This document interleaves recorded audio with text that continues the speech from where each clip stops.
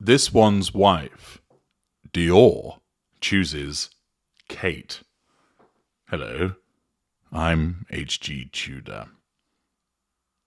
There have been quite a few shrill screams from across the ocean in the last few days as a consequence of the repeated ignition of the fury of this one's wife as bad news upon bad news lands her way. Invariably, it's as a consequence of where there's been a failure to include her in something that she believes that she should be included in, and of course, naturally, anything which praises the nemesis or the one that got away. Here, there is an instance which would still very much get up the nose of this one's wife and ignite her fury, and is quite delicious in the way that it highlights just how bloody useless she is. You recall a few weeks ago that the deluded Duchess of Montectio sought to manifest a contract with Dior. Given the fact that she's intrinsically lazy and can't be bothered to create any content for Netflix and only did one season of her shitty archetypes for Spotify, allied with the fact that she has nothing really of interest to say, she would much rather just be paid for walking around and appearing, i.e. to get some cosmetics giant or fashion house to spunk a load of money on her while she walks up and down or appears in an advert attempting to have sex with the camera. Thus, as part of that attempt, and no doubt as a consequence of exhausted agents thinking, please, will somebody just give her a contract so she stops ringing us, there was the suggestion that Dior were going to hire her. There was the suggestion that Dior was going to use her as some kind of brand ambassador and that she would be getting paid big money for doing so. However, despite this attempt at manifestation, Dior were very quick to state, no, we're not hiring her. No, haven't been any discussions. Her name hasn't even been mentioned in any meetings apart from one where we all laughed at her. Dior was very quick to move to quash the suggestion that there was any possibility of them hiring this one's wife.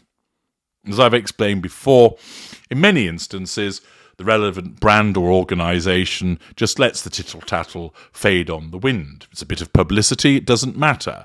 If there's speculation about such and such being involved in that organisation, it's not a problem. Don't need to issue a no, it's not happening or a denial. But Dior and other people have issued those denials in relation to this one's wife because they recognise that there is nothing to be gained from being associated with her and plenty to lose by being associated with her, given that she's so regularly ridiculed, disliked, and is viewed as toxic. Thus, the consequence of all of that has been that Dior said, no, we're actually having nothing to do with her. There's not been any talks. She's not going to be hired by us.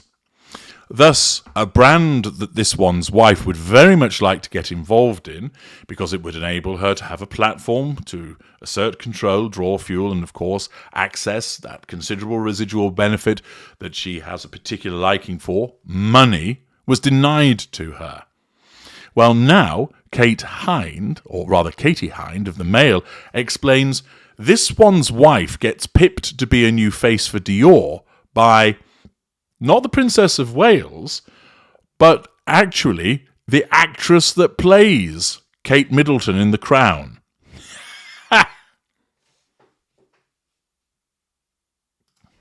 I think you ought to all pause at this point and have a jolly good laugh at that fact. This one's wife is so useless, so unwanted, viewed as so toxic, that not only do Dior say, fuck off, we don't want you, in fact, we'd rather hire the actress that plays your nemesis. She has enviable brunette hair, was born and brought up in Berkshire, and has a serious passion for team sports, lacrosse, hockey, tennis, and netball. These facts alone make actress Meg Bellamy a thoroughly fitting choice to play Kate Middleton in the forthcoming series of The Crown.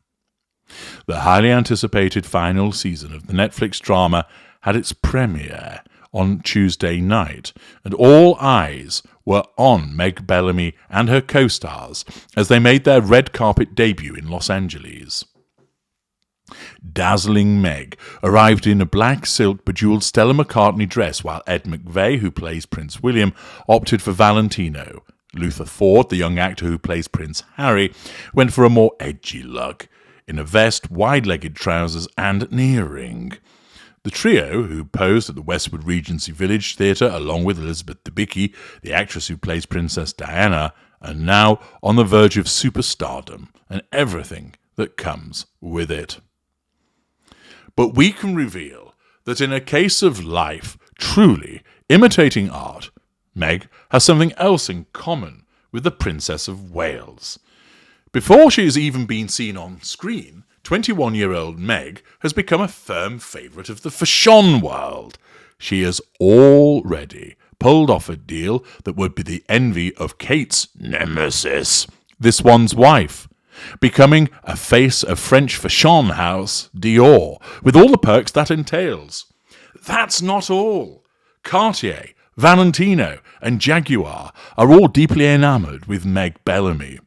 In further signs that her lifestyle has become fit for a princess, she's been a guest at some of society's most glittering events. One Netflix insider tells me they've been queuing up for Meg. She's playing the most famous woman in the world. Oh, another blow there for this one's wife. In a globally famous television drama. So many labels and brands want some of that. She is total unknown, but she's being treated like Kate, an A-list princess. Oh, ouch! Not only is the nemesis getting praised once again, but the actress that plays her is being praised. Double praise for Kate, none for this one's wife. And it's not just privately educated Meg who has been catapulted to celebrity before even hitting our screens. The actors who will play William and Harry alongside her are being similarly garlanded with front rows, red carpets, and freebies galore. This is no accident. Sources tell me Netflix bosses have been devising what appears to be a carefully orchestrated glitzy campaign for their new series, an attempt to package Series 6 as the Kate, Will's, and Harry's years, and deflect from the controversial recreation of Diana's death. So keen have they been to move the focus of the sixth and final series of the royal drama, which will show Princess Diana's death in Paris in 1997 and end in the early 2000s when Kate and William started their romance, that executives at the streaming giant have determined to raise the profile of the trio off-screen too. A source close to the show said bosses are all too aware that the days when William, Kate and Harry regularly joshed each other affectionately, i.e. before the spider came along, are beloved by fans of the royal family, and so could be lucrative catnip, not just for the Crown's viewers, but for big brands. The source said it's a time the British public love to watch. The three of them, not the four of them, the three of them, looked so close and so happy. Kate shared such a lovely bond with Harry, and they were seen as the future of the royal family. And it isn't just Netflix making the most of those happy and popular times, but the fashion world too. Because if you can't get the real Kate to model for you, her doppelganger from one of the world's biggest TV shows proves extremely tempting. And so you have Meg Bellamy being given a prestigious spot on the front row of Dior's Couture show in July, where she was treated by Dior executives as if she really was royalty. Her work is likely to have already earned her hundreds of thousands of pounds. That the fake Kate has developed such close links to Dior is likely to be galling for the real-life this one's wife, who was not signed up as an ambassador for the label earlier this year, despite claims both sides wanted to work together. Meg, an unknown, who won her role after sending a video audition tape into Netflix, has also been lured by Cartier and regularly posts about the brand. Valentino also wants to work with her, and she's also found herself working with luxury car brand Jaguar. Add to this that she was dressed by Prada for a recent magazine interview, and she wore Gucci for another promotional campaign, all documented on her Instagram account, and you can see how striking her rise to the top is. None of this, of course, is what this one's wife is able to achieve. And so can you imagine the impact that has upon a narcissist? You haven't been selected. Your nemesis hasn't been selected, but somebody who plays your nemesis has been selected. In effect, a fake version of your nemesis has been selected ahead of you. That will really sting for this one's wife, and undoubtedly the crockery bill has just got higher at Monty Shit Show. I'm HG Tudor. Thank you for listening.